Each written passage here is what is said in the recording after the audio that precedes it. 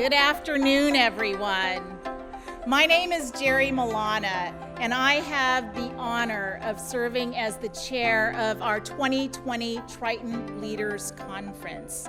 And it's my honor also to welcome you to our inaugural, our very first Triton Women Who Lead Forum. Now, we are super excited for our program today, and we're thrilled that you can all be here to celebrate our phenomenal community of Triton women. It's going to be a truly inspiring afternoon. So with that, at this time, it's my pleasure to welcome to the stage our esteemed leader, Chancellor Pradeep Khosla.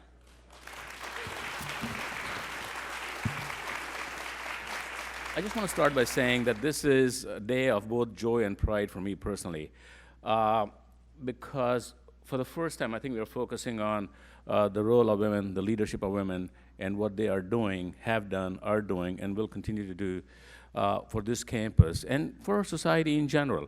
So as I was thinking about what should I talk about, I thought maybe I'll talk a little bit about 2012, when I first got here. One of the first things I realized, it was a little bit after some turmoil on campus, and the campus was not in that great a shape.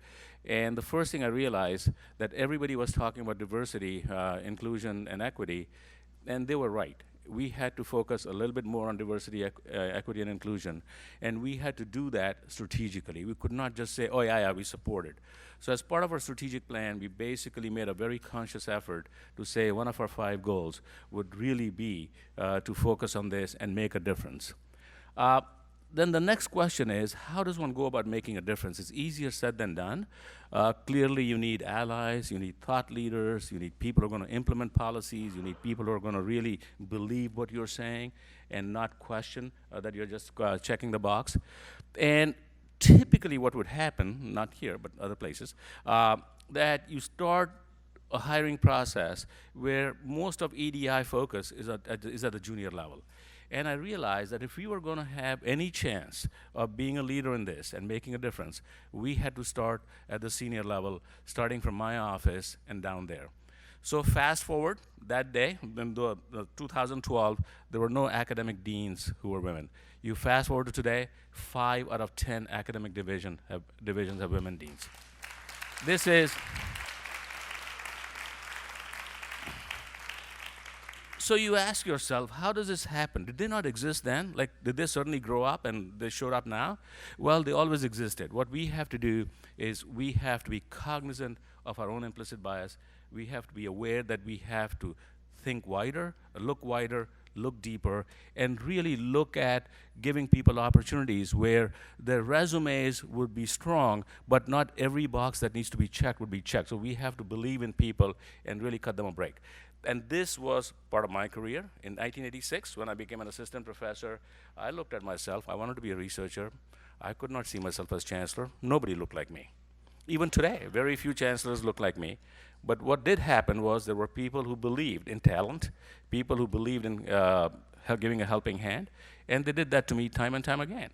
And I think on our campus, we are slowly but steadily building this culture of giving people a helping hand, of giving people an opportunity, of looking deeper than just a very superficial resume, looking at what the intrinsic talents are, how can we bring diversity to this campus. And in doing so, I can tell you, a lot of people are helping us. So my chancellor's cabinet, 9 out of 16 people are women. Back in 1999, I was picked to be department head of electrical and computer engineering at Carnegie Mellon. 100-plus-year-old department, never had more than one woman on its roles, and no woman ever got tenure. So I'm picked, and the president tells me, Pradeep, your goal is to fix this. So you can imagine that we already had a bad reputation out there. No, seriously, right? So the way it worked was we were going to cast our net very wide, we were going to look deeper, and we were going to find people and bring them to our department for seminars. And 5 years later, when I stepped down, we had 6 women on the faculty, 2 were full professors, and just recently, 2 of them became department chairs in other universities, right? So that's the type of focus you need to have. It has to be a focus. It cannot be a side activity. It has to be a goal. It has to have a strategy behind it. and it has to have a buy-in from multiple people. It's not very easy to get the buy-in, but as a leader, you have to focus, keep on hammering the point. And I tell you this because you all are leaders in your own right, and at some point when you have the ability to make a difference, make a decision that will really change somebody's life and change society, you will see there will be pushback. And at that point, you have to believe. You have to believe in what you're thinking, you have to believe in the person you're looking at, and you have to make a bet. And I think if you do that time and time again, you will see that we as an institution will be a better institution, we as a society would be a better society. Now, as an institution, I can tell you, we've made a lot of progress. Our undergrad population's gone up 30%. Our women and URM population's gone up 100%. So we have this strategy of disproportionate hiring. We go out there and in a very strategic way make sure that we are casting our net wide, looking deeper. Just remember, wider and deeper. So if you do that properly, life would be good. And you, as our staff members, as our alumni, as members of this community, I want to say thank you, thank you, thank you. I know you're here to support this goal, but please keep on supporting the goal by really being actively involved and making a difference. We'll have an amazing panel of women, and I'm going to hand this over to one of our amazing women leaders who's been here slightly less than 3 years. But if you look at what has changed on this campus during her time here, it would look like a lot more than 3 years. A physicist by training, one of the leading proponents of gender equity and women in the workplace, one of the leading proponents and thinkers of EDI, broadly defined. My partner in this great institution, Dr. Elizabeth Simmons, our Executive Vice Chancellor. Now, I'm honored to be part of a campus community that has so many champions for women in the workplace and so many champions who mentor and sponsor and advocate for women's advancement. And this is incredibly important because the research shows that overall, it's a lack of role models and a lack of supporters and advocates is one of the big factors that tends to hold women back in the workplace. Overall, many more men are in positions of power and in a position to be the one who is mentoring or who is choosing who's going to advance, and they're less likely to choose women as the people that they mentor. And on the other hand, women lacking the career advice or the networking or the support are then less likely to be able to advance in their careers rapidly enough to have a chance to become a leader. And so, as a result, when you look at who is in leadership, on the one hand, numerically it tends to be men, but if you think about how society tells each of us how we ought to act, you realize society tells us according to our gender. Society tells us, according to your gender, you ought to be a more aggressive or assertive personality, or you ought to be more in service of others. And if you think about it, those norms and traditions then tend to play through. So if more men are in leadership roles, then that leads to a culture where the attributes valued in how men are supposed to behave then tends to permeate the workplace. Now, this actually impacts all of us in not such great ways, because if you think about it, society is saying, well, men who are going to be leaders are supposed to be very hard driving and aggressive and have a particular way of formulating a vision and then insisting everybody follow it. So if you're a guy who tends to have that way of working in the world, great, it may be easier for you to get picked as a leader. But if you're a man who has a different style, it's probably going to be harder for you to get chosen as a leader or respected as a leader once you get there. So that's not really so great for men either. But if you think of how that plays out for women, then a woman who manages to get into a leadership role, on the one hand, if she acts according to the standard model of a leader and is hard-driving and visionary, she's acting against societal norms for how women are expected to behave, and there can be backlash against that. On the other hand, if her style tends to be more stereotypically feminine, that's just how that she tends to work in the world, then people may question whether she actually is fit to be a leader or effective as a leader. So women are in a little bit of a double bind there. I've certainly encountered in my time in academic leadership woe betide me if I happen to send an email that's a little too terse for some people and isn't pink and sparkly and super frilly. So I've actually had people complain to my boss that my email was not properly written. And, so I actually will write emails. I will put at the header of an email, if I'm going to have to be really direct about giving some critique, I will say, I am going to sacrifice warmth of tone for clarity. I'm not angry. I'm just trying to be super clear. And I put that in my emails. And then I go ahead and say what needs to be said, and then I meet with the person and we talk it through. But I've learned that I need to do that. And another case that comes out in is people want to meet with you, and people who are angry want to meet with you, right?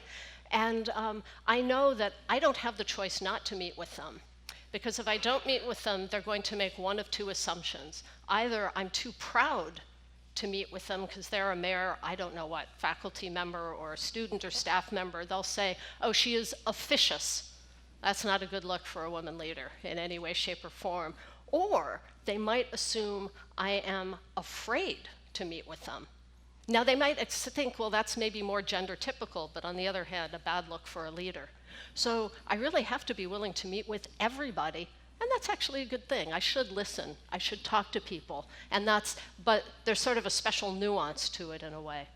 Well, I think Pradeep talked very eloquently about the special work that's needed to do to make sure that when we look for leaders, that we're really giving everybody full consideration and thinking about their potential, not only exactly what happens to be written on their resume, but how that comes together to show their potential and what they can do. Because all of us, men and women, are more likely to assume that a man can make a leap up to a next leadership role, and we're more skeptical of whether a woman can. And so myself, in reading resumes and looking at files of potential leaders, I have to remind myself, think about it deeply, don't go with your gut, really think it through. So we are definitely trying to change the equation here at UC San Diego. As the Chancellor outlined, we're trying to engage men who are interested in being allies to women and working towards women's advancement as part of advancing the entire institution. We are engaging men as allies who want to not just be bystanders, but step up and advocate for a more inclusive and collegial culture where we really listen to and welcome all voices and don't just let a few people speak. And we are doing our best to promote women and members of other groups traditionally underrepresented in academia as leaders among the faculty, among the staff, and among the students. This university has been home over time to some of my personal heroes as a physicist. Of course, you know the name of Sally Ride, the first woman, American woman astronaut, and she entered space and came onto the national stage when I was an undergraduate studying physics. So she really loomed large in my imagination, and it was wonderful to be able to come and be part of the community here, where she had been a faculty member. And looking back a bit further, in my field, only 3 women have ever won the Nobel Prize in Physics. And the second, Maria Geppert-Mayer, was again a faculty member here, and Mayer Hall is named in her honor. And so again, it's wonderful to be able to look back among our founding faculty and see these outstanding women and women physicists. In my own career, almost all of my mentors were men, because there just weren't women physics faculty. They just weren't in that time. But I did have mentors. There were always men who wanted to make sure that women got a fair shake and that women got a chance. And so there were people who would support me and who would talk with me and give me advice and tell me when I needed to shape up in some area, right? Because that's part of being a mentor, giving somebody the actual information they need and not soft pedaling too much. And so I know from personal experience that we can mentor across difference. We can mentor people who are not like us. And we ought to all remember that as each of us, as each of you, serve as mentors to people out in your sphere of influence. So it's now my pleasure to talk a little about the women who are going to be on the panel here. It's wonderful for me every day to get to work with a wide array of women colleagues in leadership from very different backgrounds, very different interests, very different approaches and styles, and just be part of that community of women leaders that I've honestly never been a part of until I got here, because it's such an unusual thing. I'm happy to introduce the panelists today as Triton Women Who Lead. I'm lucky enough to get to work with each of them every day, and it's a point of pride for me that I even had a hand in recruiting 3 of them into their current roles. So, in alphabetical order, first I will bring to the stage Dr. Lisa Ordóñez, who is the Dean of the Rady School of Management.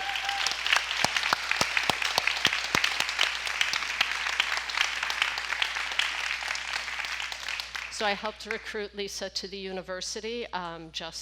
This is her first year. She is a first-generation high school and college graduate with deep experience in strategic planning and leadership in higher education. She is also the first woman and the first Latinx person to lead the Rady School of Management.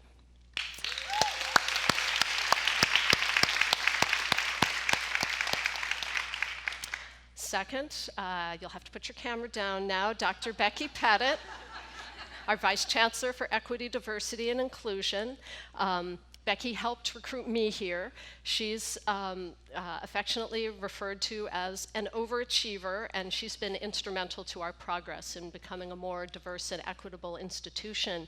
She's an ardent advocate for others, inspired by her parents and by a sibling who is deaf, who taught her about the true costs of exclusion. And so Becky works every day to make our university a better place.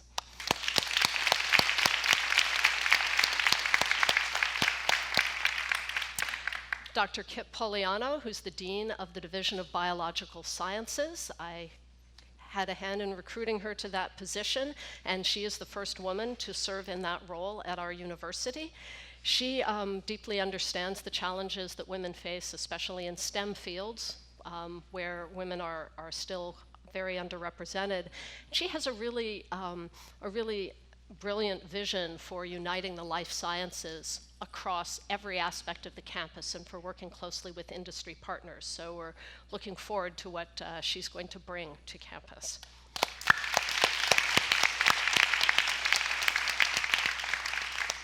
Next, Dr. Allyson Satterlund, our Vice Chancellor for Student Affairs. I also had the pleasure of recruiting her to our campus, and she is a first-generation college graduate who joined our growing cohort of women leaders in 2018. She's only the second woman who has had the role of Vice Chancellor for Student Affairs on this campus. And she is really a tireless and passionate advocate for the transformative power of public education and builds collaborations for the benefit of students.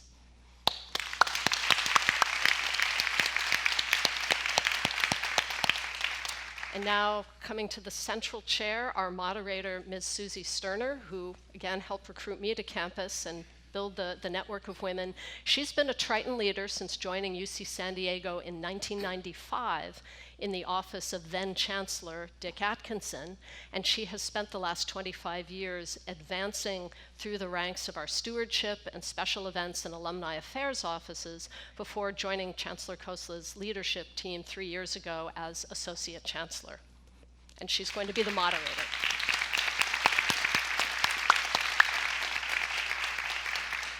And it's my pleasure now to turn things over to Suzi. Thank you, Elizabeth. I'm just humbled and honored to be on the stage with these extraordinary leaders and to be working at this time at the campus under the Chancellor's vision and EVC Simmons. It is really, as you can attest to, quite extraordinary. And I was saying that we could actually field about 4 or 5 of these panels with other deans and provosts and vice chancellors on this campus. So very fortunate. We're going to have a conversation today because I think what you will hear is some shared experiences, some journeys, some lessons learned along the way, some great advice. And so we have a series of questions that we think hit the kinds of themes that I know keep me up at night about being in a position of leadership. But we do want to leave some time for you to ask some questions as well. So on your tables, there are some cards and some pens. Jot down some questions, or if you need to jot down notes so you can take them to the office and remember later, those great pearls of wisdom that you'll hear today.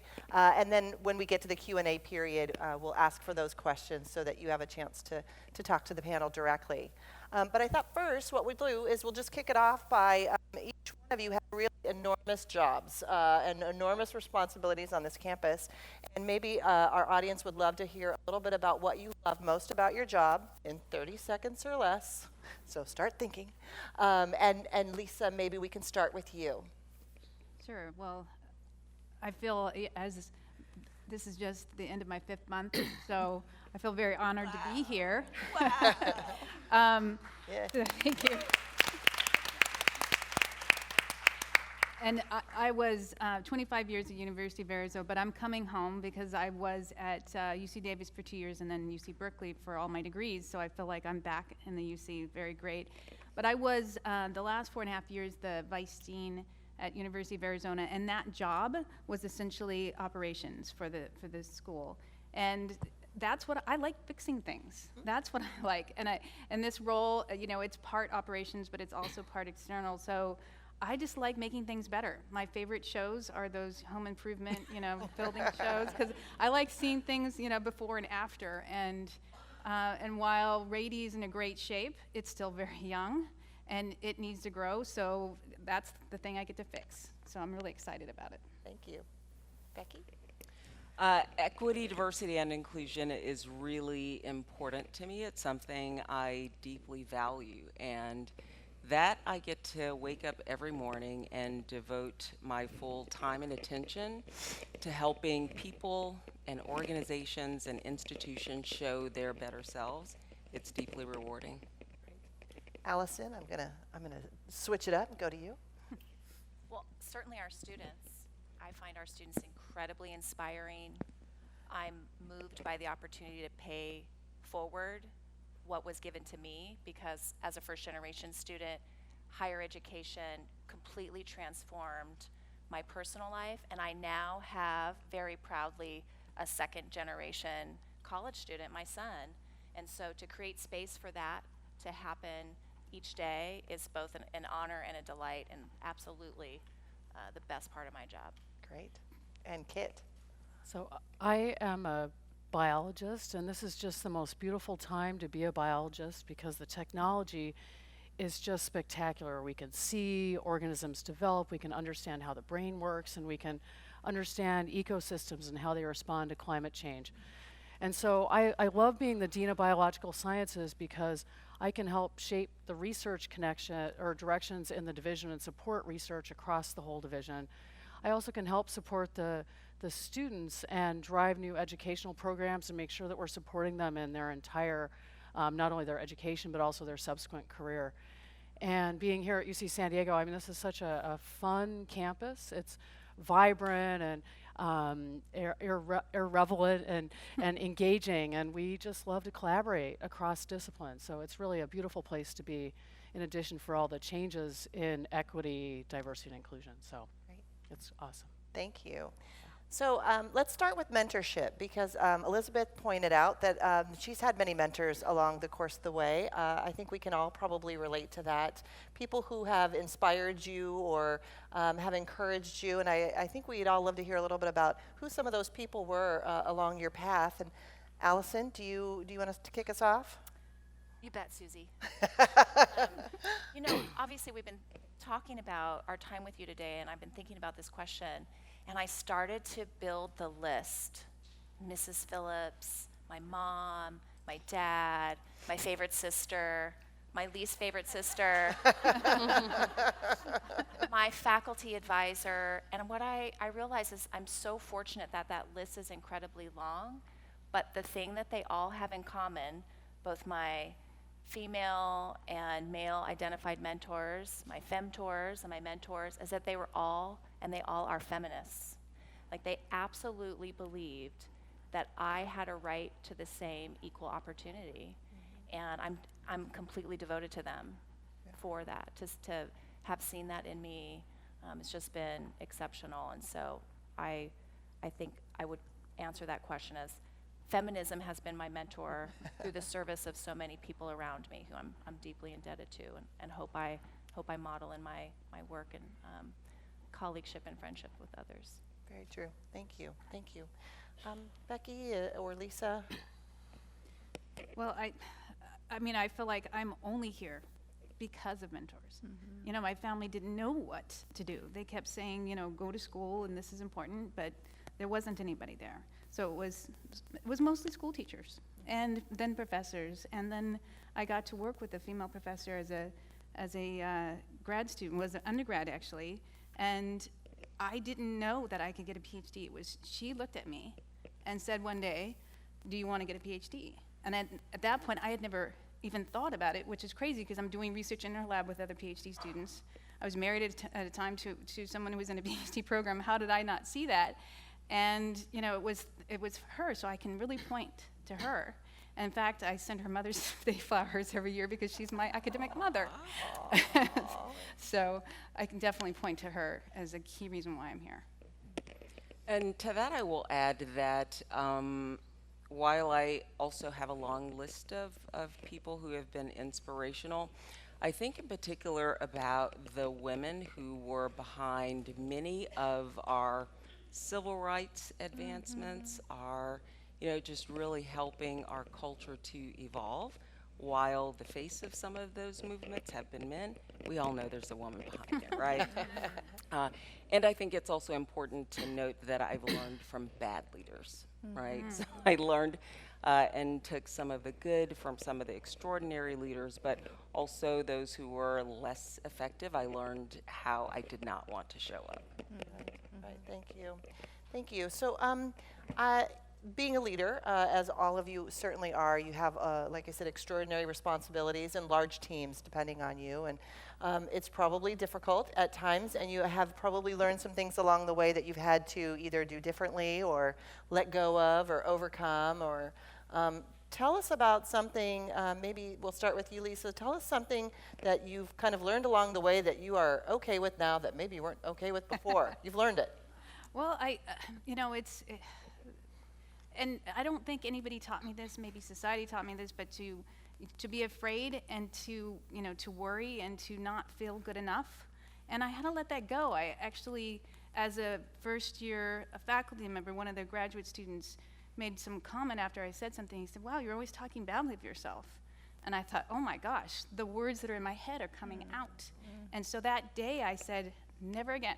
I'm not gonna even think those thoughts, let alone say them. So that's, you know, one thing. And the other is I've really learned to just ride the wave of emotion. There are times when it's, you know, not feeling so great, and other times where it's you're top of the mountain, and it's gonna come and go, and I gotta stay in the middle.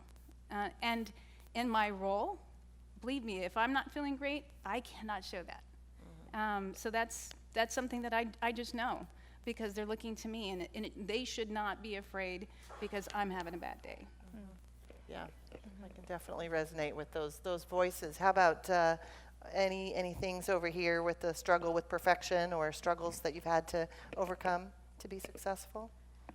Yeah, so I would agree with this negative internal voice, and letting that go is really important. To some extent, replaying events in your head can be productive. You know, if it didn't go the way you wanted, then it's okay to replay it and say, well, I probably should have said this, but then you have to just let it go at that and say you did the best at that time. And I think that's really important. Yeah, I think you give yourself grace, and you do some reflection, and then you learn, or you do your best to learn. One lesson I took from my undergraduate experience was this idea that life is for learning. And that serves me often. If I blow it, I'm like, well, life is for learning. And I have great coping skills. That's one of them. Give myself some grace, and give others. Yeah. Exactly. That's great advice. Great advice. You know, we've talked about how much this campus has changed over the years. And Kit, I know you've been here about as long as I have. You were here in '96, I think you shared. And this not only physically looked very different campus-wise, but this looked very different from leadership too. So absolutely. Tell us a little bit about what it was like in those days and how we have come to evolve to a place where we have such extraordinary women leaders on this stage and many more in our audience and out there doing incredible things for the campus. Thank you. That's a great question. So when I was a PhD student, there were very few female professors in my field. I was at Harvard University.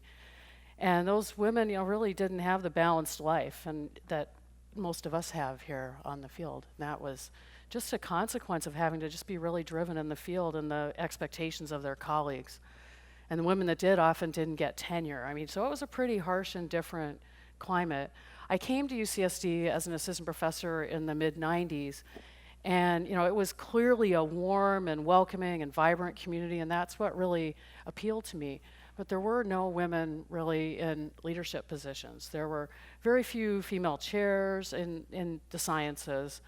And there were no female deans. There had been no female deans since the campus was founded in the 60s. It's astonishing, really.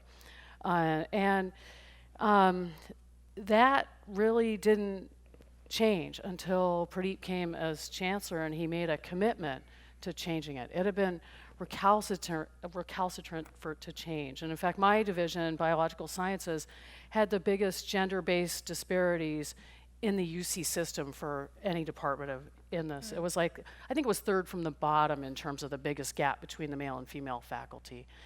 And so having this commitment to change from the top down has been huge. And for me as dean, what's really critical is having that alignment from me, the dean, to Elizabeth, my boss, and to Petitt, her boss. Because if you have complete alignment in the leadership, then I as dean can do really tough things. And I can tell my faculty, no, I'm sorry, this is just the way it is. And if you don't like it, well, you don't have to hire faculty.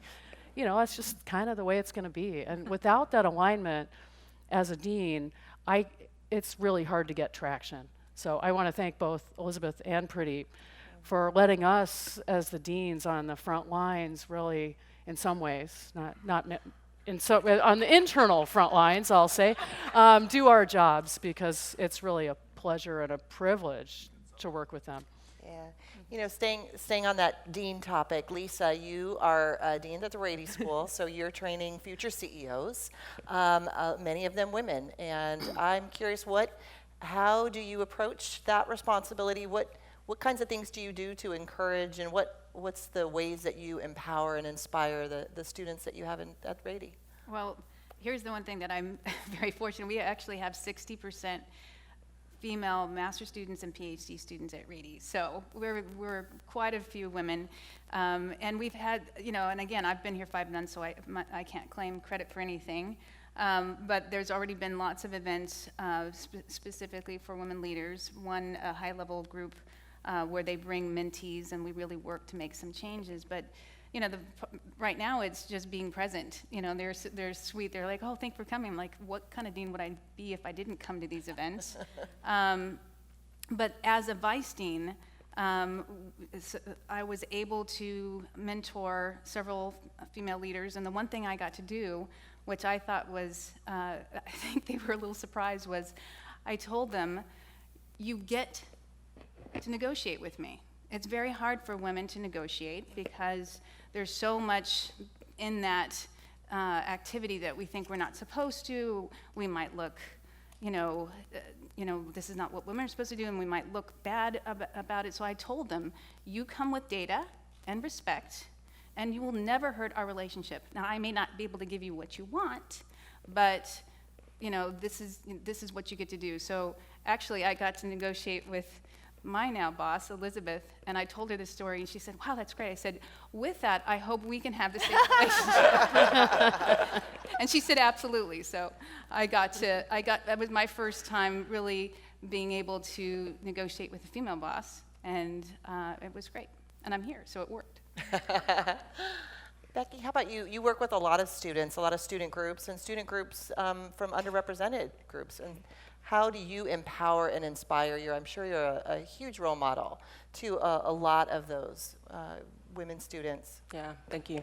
I think the most important service I can provide is being a coach, being a sounding board, and importantly, helping people get out of their own way.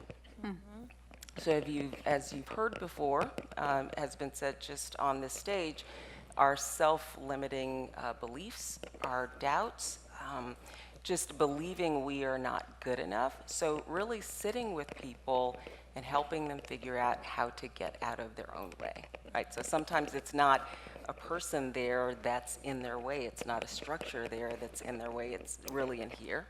And it's helping them find their power, find their strength, be afraid, but do it anyway. Right. That's great.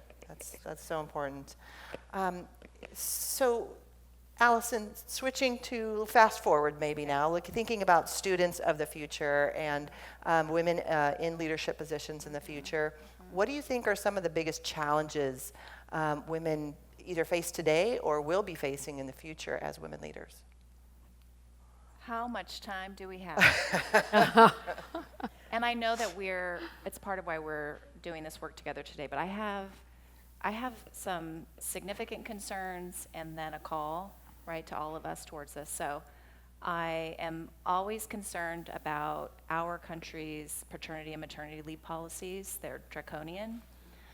And I think about one of the best decisions that I didn't realize I was making at the time was that I partnered with a feminist who's also a sociologist, whose deepest joy in life is to be the primary caregiver for our 3 children. And yet, as a graduate student at one of the world's greatest research institutions, I was unexpectedly pregnant with our first son, and I did not have maternity leave. 10 days after Jackson was born, I was back in the classroom because I wanted to make sure that we had health care benefits for our young family. Fortunately, I come from a long line of very stubborn people, and I had a wonderful support network. Many, many people made accommodations for me. My colleagues taught classes for me. One faculty member, my advisor, moved a seminar so that we could accommodate with my partner the childcare of our son. So both maternity and paternity leave, I think, is absolutely essential for all leaders, but especially for women leaders because of many of us build our families in a way that has a specific kind of physical impact on a mother. I know that right now those services and benefits are very severely under attack, and they have direct impact on our younger families and our younger women leaders. I'm also very concerned when I think about Lisa's good point about negotiating salary. When you think about the income inequality between men and women, and you think about specifically income inequality for African American women, the AAUW, the American Association of University Women, had a recent study in which African American women earn 61 cents on every dollar that a white man earns. And if you think about your very first job, and you can't negotiate, or you don't know how to negotiate, you don't get invited to negotiate, and you think you're coming in at 61 cents per the other person's dollar, you will always, always be behind financially.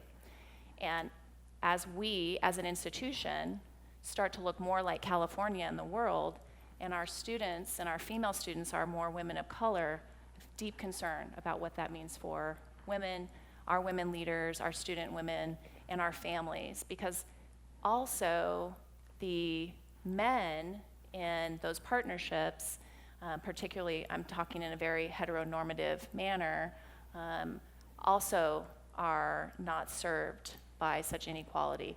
And if you think about a same-sex relationship where both women are not earning equal to men, double impacted financially over an extended period of time. And those are the challenges that our young women leaders will face.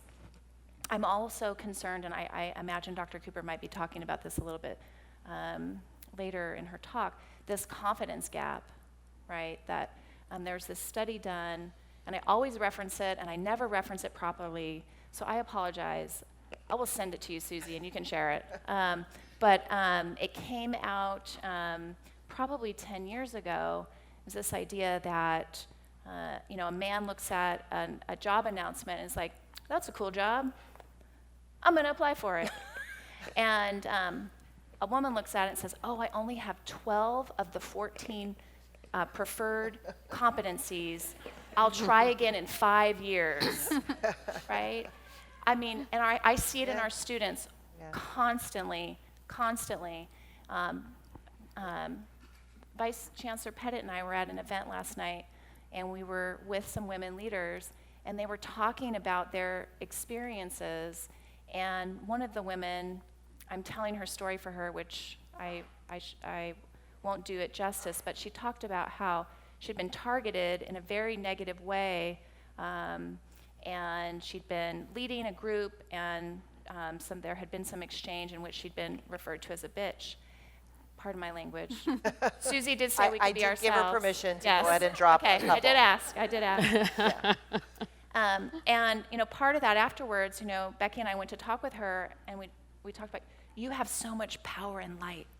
You need to own that bitch. Right? Yeah. I mean, I really, really do firmly believe that we have to support our women students, our women colleagues in closing the confidence gap. So those are my primary concerns when we think about the future of women's leadership and the things that we have to work on together and what all of our responsibility is in our work together.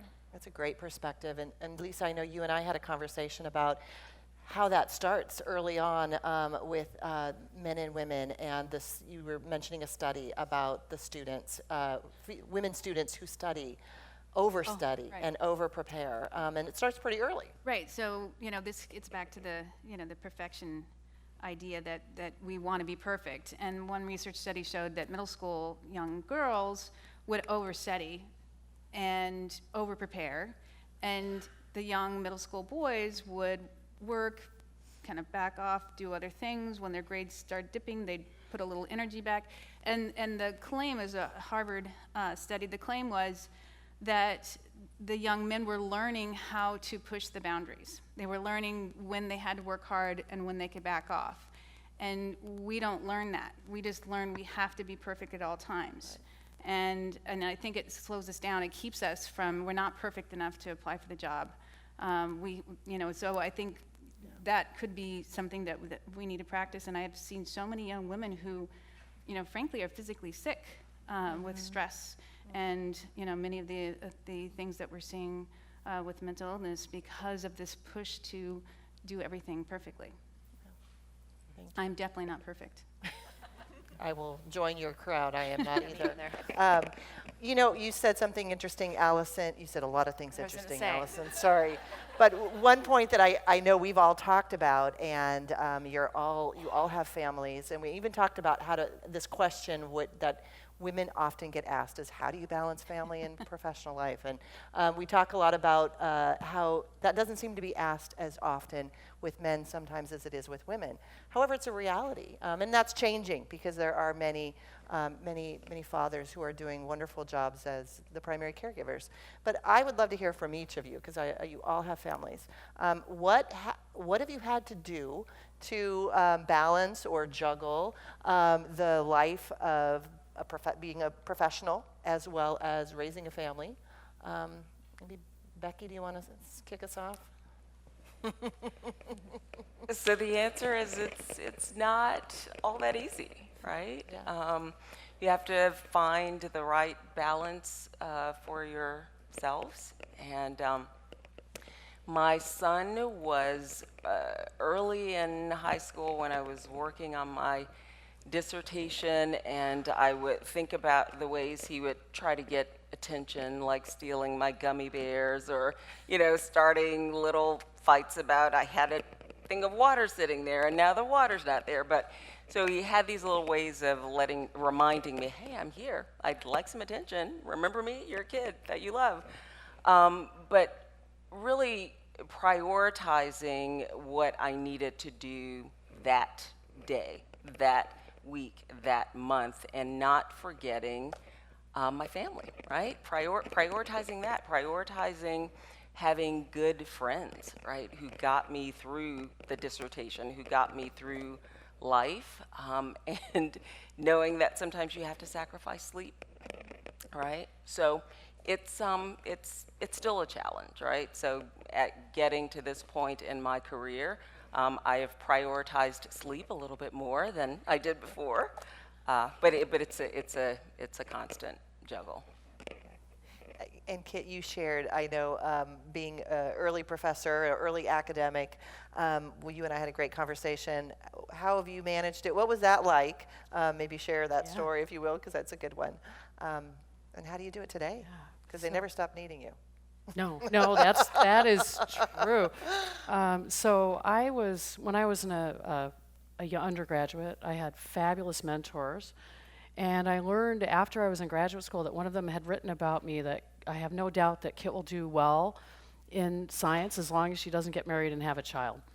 Okay, so this was, and I mean, I tell this story not to say that this person wasn't a fabulous mentor, because they were a fabulous mentor, but they were about to retire, and this was in the early, to mid 80s.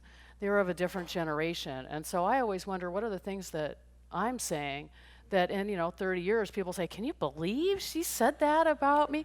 Anyway, so it makes me a little humble, honestly. And I then, my husband and I had our first child when I was in we were both PhD students in Boston. We were completely broke. We just paid off our student loans. I think it was 7 or 8 years ago now, because this is how we paid for childcare. And we were lucky that we had really supportive advisors who let us take the informal family time that we needed. And so that was really important. And we ended up hiring household help even as students, because we knew that we needed to be working really hard as a postdoc and as PhD students in order to get jobs so that we could really, make sure that our future was secure. And we continued that when we moved to UCSD, and we really continued to, pay for the household help, and that has been a huge help. And it's not easy to live here in San Diego as a young family. Even as a faculty member, we're really blessed to have a great position and have great health care. So that's been really important to me, and also just having a partner who actually shares equally in the family, raising the family has been really critical. And then also having a department, biological sciences, was always really supportive throughout our, I had a daughter, and then she had a serious health issue, and they just stepped up to the plate and supported me through that all of this drama that we encountered. And so I'm really grateful to this campus, because they really were there when we needed them, and even if the policies weren't exactly perfect, we just made it work. Yeah, thank you. Yeah. Lisa, anything to add? Well, I said the word juggle because it's not a balancing. There's some balls in the air, some balls in your hand. You're never going to do everything perfectly. There was a time, you can almost, if you look at my CV, you can see when I had my children, because my research productivity really lagged, and it was hard. But I knew that I would, get it back. And then it's taking turns. When I first had my older son, my husband was a management consultant, and he would travel all week long, come home for like a day and a half. And so now my husband is at home with our younger son, who's in 8th grade in Tucson, and he even said, well, you did it for 3 years, so I can do it for a year or two. So it's his turn now, and I'm traveling back on weekends. So it's again, give yourself a break. Yeah. It's not perfect, and actually, this is where research is helpful. If you worry that you're not spending quality time, there is a research that compared the time women spend with their children in the 60s to present day, and the actual number of hours they spent with their children was the same. Wow. They sent us out, go out, and don't come back until dark. I had a stay-at-home mother for a few years, and I lived on a ranch, so we were out. So again, don't think it was so much better before. It was not. And we only have the same 24 hours in a day, so give yourself a break. Yeah, that's great advice. Allyson, anything? So this is this story I'm sharing is symbolic. So I used to fold all of my children's clothing and their socks and match all their socks, and I would make sure all those things were available to them because we had to be swift in the morning, so I needed everything to be ready to go. And then I had just this, maybe an extra hour, and I hadn't done all of this, and I was really fretting about these socks, and I just didn't get to them. And the next morning, my children went into the laundry bucket, they pulled the socks out that they needed, and they put their socks on, and everything went beautifully. And I thought, I have wasted so much time folding these socks when my children were so very capable of being a part of our family and contributing. So later on, I'm at this wonderful, wonderful child care center, and one of the teachers says, I love how easygoing you are. Your kids, their socks don't match. And I was like, they used to match. And I said, and you know what? Those socks are clean, and they picked them out themselves, and I'm so proud of them. Now we just have big sock buckets in the laundry room, and my kids, I imagine, will have sock buckets at their home. It's a great story. And now the different socks is very in, so you started quite a trend. We started a trend. Thank you. All right, so I think we are going to take a little trip in a time machine. We're going to go back 20 years, 30 years to your former selves. And I would love to hear, as I know our audience would, is what would you tell yourself today, knowing what you know now? So, Lisa. Well, actually, I don't know if any of you signed up, but next week I'm actually speaking, and this is literally the theme of what I'm going to say is, what would I tell myself at different stages? And early on, I would say it was that you belong. Because, you know, going to this country school, again, with parents who had never gone to high school, and then definitely once I got to college, they hadn't been there, but I just always felt like, you know, I didn't like, even in grad school, most of my colleagues, their parents were professors or professionals. And just saying that, you know, you belong here. You may not know how things are done, but you can figure it out and you belong. Very good. Mine's a little trite, but sunscreen is your friend, moisturizer is your friend. It's not that serious. And to surround yourselves with people who bring out the best in you. Great advice. Great advice. Allyson. I would have told myself to relax. I would have given myself space to be more aggressive and assertive in times when I stepped aside. And I would echo what both Lisa and Becky have said, that I belonged in those spaces. I belong in the space where I am now. And to surround yourself, absolutely, with people who want to see you be your best self, because it benefits others around them. Great. And yourself. Great. What would you tell little Kit? Yeah, so I keep thinking back to graduate school, and I would have been voted the least likely to be an administrator in my class by a large share, a large margin, because I was, we'll leave other things out, but in part because I was really devoted to research, and this is what I wanted. I really wanted to make my own individual discoveries and push the frontiers of biology forward. And so and that served me well when I'm starting up in my career at UCSD. But then when I started to be pulled towards administration, it caused a bit of angst because, you know, that means de-emphasizing your own research and emphasizing other people's research. And that was kind of a difficult choice for me, because science is a really creative and almost an artistic endeavor to me. It's very personal. But I was pulled towards administration because you can have a bigger impact, you can impact more people's research and impact more students, and I realized that I really loved it. And I would tell myself just to Have faith, trust your heart. Don't worry about it. You can have the same impacts on science. In fact, they will be great. Just go for it. Don't waste the energy and the ATP worrying about the decision, right? Because that is clearly a waste, right? Don't second guess yourself. Just go for it.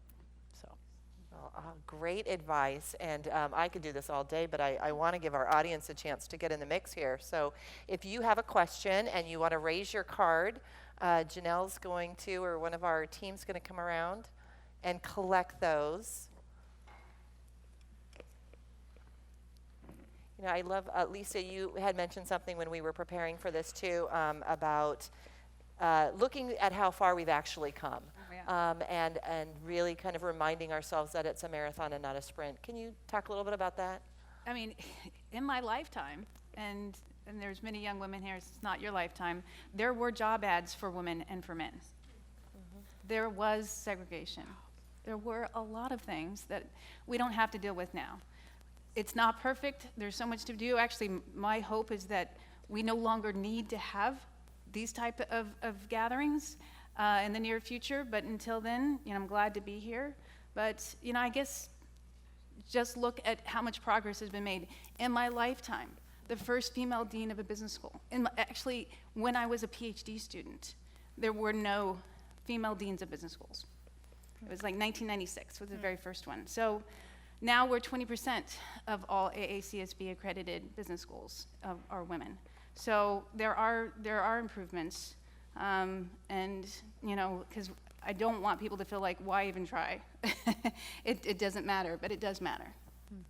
Thank you. All right, do we have a question from the audience? We do.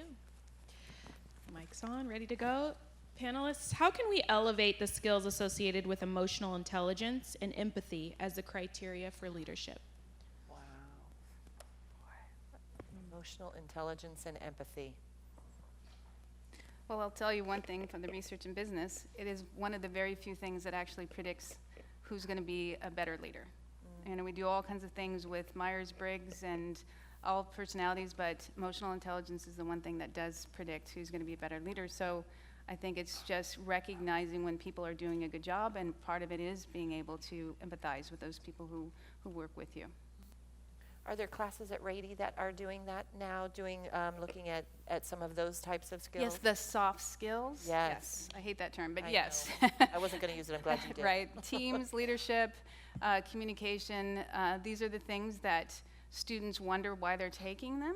And then they come back and pay an arm and a leg for executive education because they know that it's very important. So learn it now because you'll be ahead of the game. But yeah, absolutely. Yeah, absolutely. Over here. So I would say it's important for us to recognize and promote individuals who display that, that emotional intelligence, and to de-emphasize those who just are flash and bang and super charismatic, because often that masks a lack of empathy. And just to be really conscious who you're promoting and who you're selecting for leadership. Yeah, it's important. Very good. Next question. What is the biggest setback or failure you have had in your career, and how did you overcome it or learn from it? Who said they weren't perfect? Somebody did.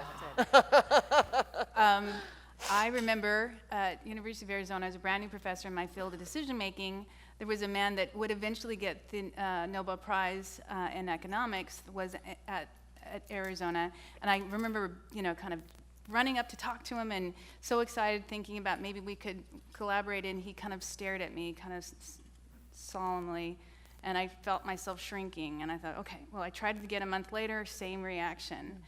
And I found myself, not really spending time with him, not getting to know him. He did eventually get the Nobel Prize a month, like 6 months after leaving University of Arizona. And I was watching a YouTube video about asking, how are you such a good at what you do? And he said, well, I have Asperger's. And so I don't care about, anything but my work. My wife takes care of all the social stuff. And so what I realized is that I had thought his reaction was about me and had nothing to do with me, had everything to do with him, and my mistake was reacting to something that wasn't even real. Yeah. It wasn't about me, and most of the time it is not about you. Very true. Very true. Yes. Anyone else want to confess anything up here? My list is so long. You have to pick your best one. I think it may be just missed opportunities. Yeah. You know, somebody invited me to consider an opportunity, and my own confidence gap kept me from pursuing it. Great. Next question. So two-part question here. What are ways to be an effective male ally? And the second part, how are you able to deal with male colleagues who may be a bit aggressive? Good one. Wants to take this one? I will. Yes, please. I think to be an effective male ally, you have to be in relationship with women, right? So talking to women and understanding what they need from you to be an effective ally. Don't make assumptions. Don't get out in front of women and act like they need your help to be excellent. But again, creating opportunities for them to thrive, but you won't know how to do that unless you're in conversation with them. So I think that's the most important thing. Be in conversation so you know what the women need, or the specific woman for whom you're trying to be an ally, what that individual needs. And going beyond being just an ally, but being a sponsor, being an advocate, and dealing with aggressive men. That two-part thing is like, we do that all the time. So you show up and be your assertive, your confident self. And I think the importance of noticing and naming it when you feel like someone is being aggressive, right? I see what's happening here. Let me tell you how this is making me feel. What are we trying to accomplish, and how can we do that in a more productive way? So not pretending you don't see it. Yeah, great advice. Okay. Okay, we have two more questions. What microscripts, sayings, or phrases have most helped you in your career? Really think of that Reader's Digest, that words to ponder. I shared life is for learning. I mean, I am constantly drawing upon that for inspiration and for self-forgiveness and encouragement. Do you have a favorite quote or favorite saying that you remember? In a minute, I'll have it. Okay. All right. We'll come back to you. Yeah. No. Let's Inspiring, one. inspiring quotes. phrases? Is this okay? Inspiring phrases. I mean, I just think I do positive self-talk. So, I mean, you are enough. Yes. Yeah. I kind of already shared part of mine before. It's feel the fear and do it anyway. Yeah. That's very good. Good. Okay, last question, and I'm sorry, we had so many great questions, but they'll be around for the roundtables so you can continue the conversation. So you all shared wonderful advice, gave great stories. What's next? Well, my boss is doing a great job, so I'm good for now. I just got to get this, but that's a hard thing because I think I've for much of my career have just. I was even asked to apply to a PhD program. I was asked to be vice dean. One of these days, I'm going to actually taking this job was the first time I purposely sought being dean. But you know, this is good. It could be it. So ask me in about 10 years after I've succeeded here. So Yeah. What's next? So I'll say that being dean, it's just about the perfect job. You're at a great level in the institution, and so I really love that job. But I'll tell you what I'm thinking about next in terms of my mentorship of the next generation of women leaders, and that is, I think every day about getting people to accept me as a leader for who I am. Because if people can't accept me, how are they going to accept the next generation of leaders? Each generation of women, I think, has a different way of presenting themselves and having to sometimes kind of, couch what we say and say it in just the right way. And I'm trying to be more cognizant when I'm doing that, and I'm trying to not always do that because I think people have to get used to me or else the next generation will have a harder time than they need to. So that's what I'm thinking about as Excellent. for me. Very good. Any last thoughts from anyone? Well, for me, I would say the next thing that I'm doing that's really important is being more engaged in the local community. So I wanted to spend in my first few years here really understanding my job, and the next thing I'm doing is figuring out philanthropic things I want to do, communities I want to really lift up and be a part of. So. That's great. Well, I want to thank all of you today. I know I've learned a lot. I hope all of our audience has learned a lot. And like they said, you'll be around so we can ask a few more questions, but I think the inspiration continues. Thank you.